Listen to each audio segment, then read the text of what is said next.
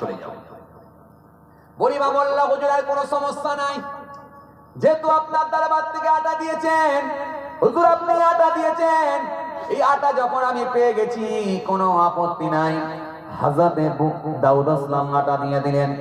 ওই আটা নিয়ে বুড়িমা গুটি গুটি পায়ে নিজের গন্তব্যস্থলের দিকে রওনা দিল।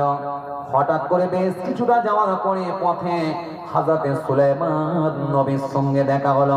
হযরতে সুলাইমান আলাইহিস সালাম সেই সময় বললেন, মা বুড়িমা কোথায় গিয়েছিলে মা, কোথায় গিয়েছিলে মা, কোথায় গিয়েছিলে মা? বুড়িমা সেই সময় বলল, হুজুর আমি আপনার আব্বা জানের কাছে গিয়েছিলাম। সুলাইমান নবী বললেন, কি কারণে গিয়েছিলেন মা, কি কারণে গিয়েছিলেন? বুড়িমা সেই সময় বলল, হুজুর হঠাৎ করে ঝড় উঠে আমার মাথা থেকে আমার